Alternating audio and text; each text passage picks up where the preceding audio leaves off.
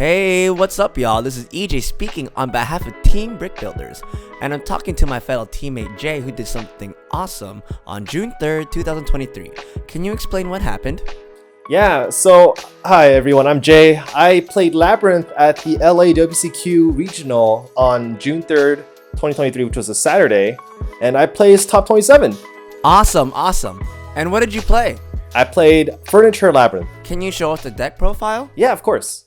I split my deck up, not in a common way like monster spells and traps. I thought it'd be easier to explain my thought processes, such as core, hand traps, consistency, and random other stuff. So moving right to it, we'll start with 3 Lady Labrynth of the Silver Castle. Most Labrynth players will run 3. I opted for this number because I really like seeing this card. It's such a big body, and when you play under skill drain, which of course, spoiler alert, I run that card and a lot of other decks, 3k beaters are pretty difficult to deal with. Not only that, the ability to send any normal trap from your deck to the field is very strong, and people have to respect this card. Awesome. Next card. Yeah, of course. 1 copy of Lovely. I think most people run 1. You really don't want to draw into this card, but this card's insane. Most of my games, I opted for a hand rip combo where you use Big Welcome Labrynth on your turn in conjunction with Labrynth Coup Clock, as well as the opponent's draw phase to reset Big Welcome Labrynth and hand rip them again. So they're starting their turn with like 4 cards, and if they hand trapped you, that's 3. It's a pretty strong advantage. And also, cool thing is you cannot Ash Blossom normal trap cards while this card's active. Someone tried to do that against me, and I had to tell them, I'm sorry, bro, you can't Ash Blossom my Welcome Labrynth. So make sure people look into that. That's pretty broken. Yeah, it's great. Moving on, 3 Ariana. This card is your greatest normal summon. It searches any Labrynth card in your deck. So depending on what you need, you can get the field spell, you can get one of the Welcome Labrynth trap cards, you could even get a copy of Lady. I thought this card's too versatile not to run at 3. Also, it's my favorite card of the deck. Why I built the deck in the first place. He does look good. He looks good. And also to point out, the ability to draw a card and special summon a fiend or set a card on when you remove a monster to the normal trap effect, that I actually used that a lot throughout the whole tournament, where Ariana would just stay on the field, and I use cards like Dogmatic Punishment, Big Welcome Labrynth to just get so much advantage out of Ariana. Didn't think I'd use that effect too much. Hey. Yeah. And moving on to what makes my deck IKEA, we have 3 Stovey Torby, 2 Sandraggler, and 1 Coup Clock. Whoa. Yeah. So this ratio, I think, is pretty common. I opted for 6 total furnitures. Stovey Torby and Chandrago do the same thing where you discard itself and another card in your hand as cost to set a Labrynth spell or trap card from your deck to the field. This bypasses Ash Blossom because it's set directly, so the only cards that can really stop it are like Gamma, which was of course very prevalent throughout the tournament. Coup Clock is there as a way to instantly activate your Labrynth traps the turn it is set, but it can only be activated if you control was it a Labrynth monster or a Fiend monster? I forget. This is what I used to shotgun virus cards and other single card blowouts, and it came really clutch. Also, you could use it to shotgun Big Welcome Labrynth on your turn. Wow, that's pretty fantastic. Yeah, it's such a busted card, but you only run 1 because you don't want to see too much of it. Ooh, Bricks. I mean, that's our team name. Yeah, moving on to the trap side of the core. We got 3 Welcome Labrynth, 3 Big Welcome Labrynth. Now, I'm not sure if people don't really know what the difference is because I had a lot of people read my cards. Pretty much, Welcome Labrynth just special summons a Labrynth monster from your deck to the field. Big Welcome does the same thing, but you also have to bounce a monster you control back to the hand. People may think Welcome is better, but Big Welcome is where it's at because, like I pointed out earlier, with Lovely Labrynth and all these other like furniture cards, you can reoccur them in the grave to constantly loot them back to your hand. So there's a lot of advantage going on here. Welcome Labrynth also has that reoccurring ability in the graveyard. If a monster is removed due to a normal trap effect, you can set Welcome Labrynth from the graveyard back to the field. And I use that so many times throughout the regional. Whoa. Yeah, and then Big Welcome Labrynth is also an enabler because you can banish it from the grave to bounce a card they control as long as you control level 8 or higher fiend. And the cool thing is, Lava Golem was used against me this tournament, but what people may have overlooked is Lava Golem is a level 8 fiend, so I could still use Big Welcome. I thought that was really funny, and it came in clutch in one of my games. That is pretty nuts. I didn't even know about that interaction. Yeah. Anyways, the last card in the core is Labrynth. It's only really good as a one-of. The ability to pop a card at resolution to your Welcome Labrynth trap cards is pretty clutch since it does not target. Also, any other normal trap card that is not a Labrynth trap card can let you special summon a fiend. So I use this in combination with Chaos Angel, because Chaos Angel banishes on special summon. So I thought that ability to keep using the banish effect was broken. Oh, that's pretty nuts. Yep. Now moving on to the next section, we have hand traps.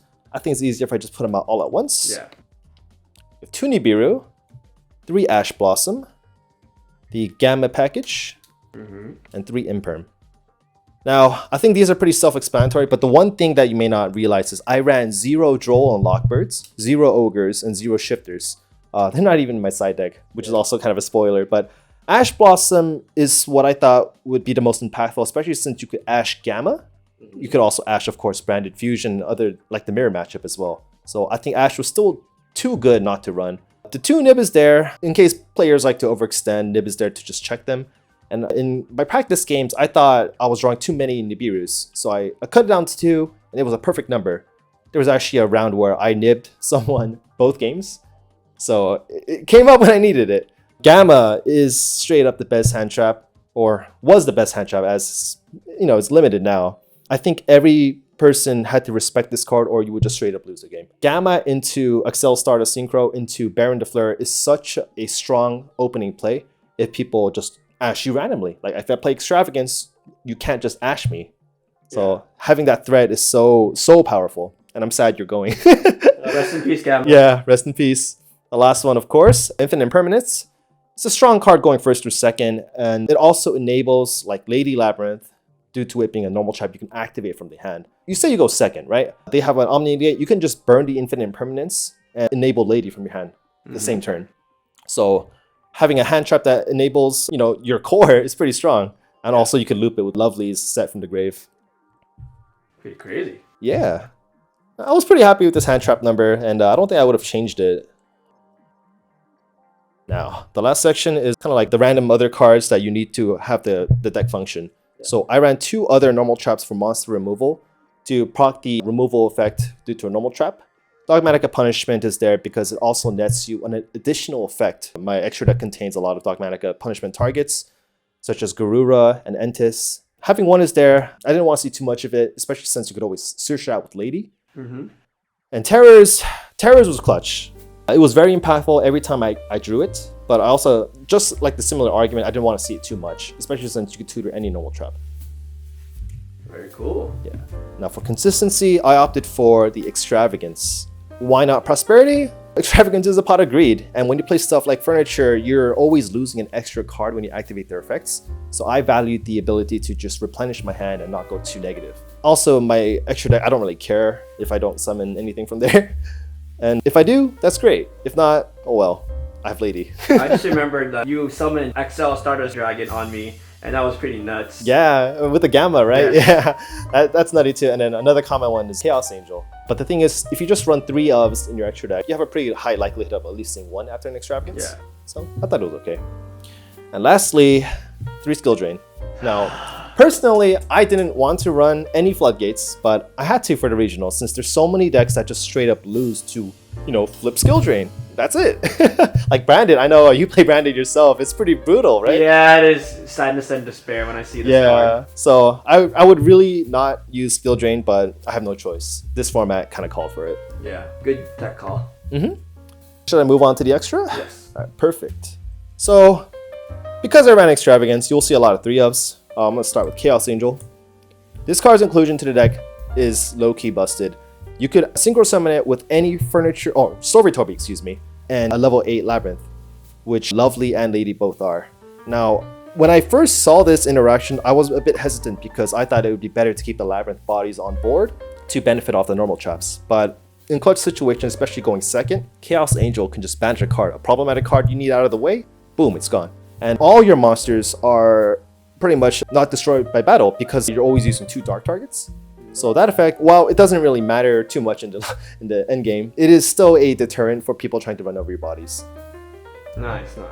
Now we have my Gamma targets because if I get the successful Gamma and Driver, sheesh, I better have good targets for it. I opted for 1 Accel Stardust, 1 Baron, and 1 Draco Berserker of the Tenyi. I've seen people running 2 of each, but I just didn't have them. So I thought Tenyi was a good alternative, especially since the banish is, I believe it's not targeting? Yeah, it's not even targeting. So I thought it was pretty clutch. Such a big threat if they're not ready for it. Yeah. Next we have the Link monsters. So I played 3 Mudcrackers, but I actually used it 0 times throughout the whole regional. The theory is there where you can use Mudcracker to special Chaos Angel to banish, or you can use Mudcracker to get like a lovely that was just stuck in the grave. I never used it. I like the option. It wasn't really impactful in any of my games. We have one Underworld Goddess for stuff like, I guess, Psychic End Punisher, Dragoon, the things that you would normally be unable to get rid of with ease. You have your furniture as fodder to just go into Underworld. So having the option was nice. Yeah, I think of it as like the extra deck kaiju. Yeah, exactly. We ran one Baguska, never came up, but if it does, it's great, especially against like branded. That's an option I always consider. If I could use Ariana, ditch Coup Clock on a welcome, get another Ariana for Baguska. Sometimes that's just a big game. So I think that having the option is really good. Lastly, we have the Dogmatica targets. 2 Entis, a Bucephalus, which is Starlight, and Garura. The most expensive Dogmatica punishment target, but you know, it's a flex, might as well. Entis is there to pop a card on the field. You know, most people running the Dogmatica package will run Entis as well. And this is there to net you a +1 from a draw. And since Garura is weak, you have Bucephalus to go into Garura. So I think that's pretty self-explanatory there. Awesome. So let's move on to that side deck of yours. Yeah. I think why I did so well is how I sided. I'm pretty proud of my side deck, and I don't think I would have changed any bit about it. So to just start off, I had some going first cards that I wanted to see. So say you lose the dice roll and you're gonna go first. To give you that extra advantage, you want stuff like Solemn Judgment in case they play board wipes like evenly. Or something else you just don't want to see. Like in case they ran stuff like Denko Sekka, that'd be really awful for me. One of these normal traps going first.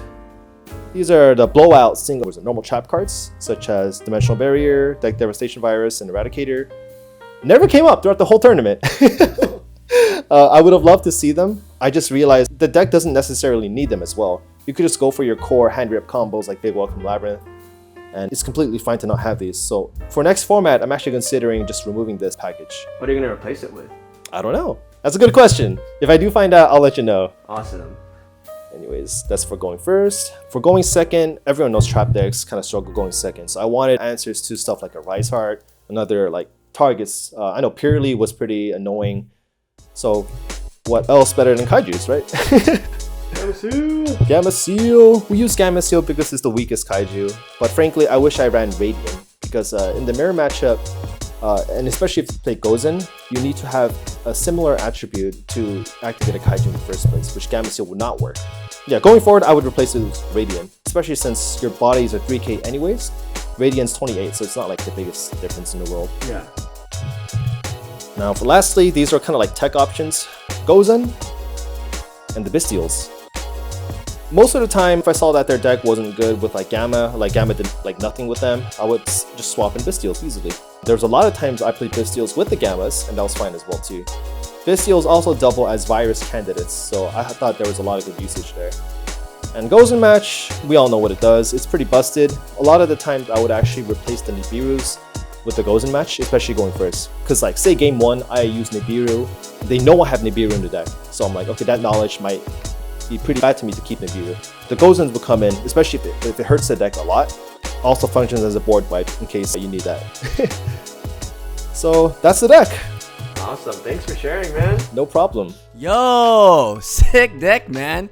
So, what are your thoughts on the upcoming format and how Labrynth will adapt? Well, thankfully, Labrynth has a pretty good chance. I still think they're a top contender. The ban list barely touched the deck, other than, of course, the nerf to Gamma.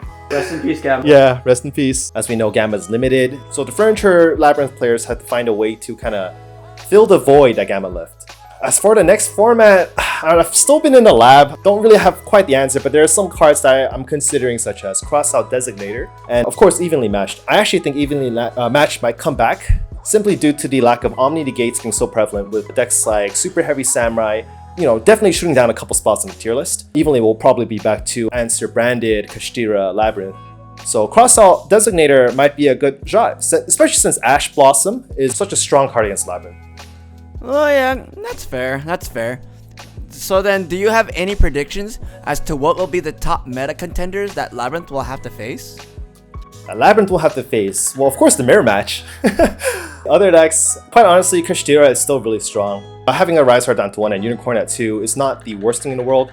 And for all the Kashira matches I lost at this regional, they didn't even play Diablosis against me. So the deck is still good. Looking at other picks, I think Sprite has a really good shot as well. So finding a good answer for Sprite might be quite a challenge for me. Yo, man. I wish you the best of luck going against the upcoming meta. And dude, congrats again on making top 32 in this world qualifying regional. And I wish you the best of luck in nationals. Thank you, thank you. Yeah, I will be going to Nats, so please support me on my way there. And any special shoutouts before we close it out? First of all, I'd like to thank my team, Brick Builders. We're a bunch of group of friends, and they actually helped sponsor me for this trip. So huge shout out to EJ, Kang, everyone else from the team. You all made this possible. Another shout out to my locals, Jungle. They helped me get the experience I need to kind of compete with the best. And other shout outs, I want to thank Overdose Gaming for providing me the Starlight Labrynths. A little funny story is I actually maxed rarity the Labrynth core before I went to this regional, and who would have thought it? I ended up topping with the Starlights, so maybe there is a correlation, Awesome. That's freaking great. Again, thank you so much for sharing your thoughts and your deck. Congrats once again for topping, and good luck at Nationals in July. All right, thank you so much.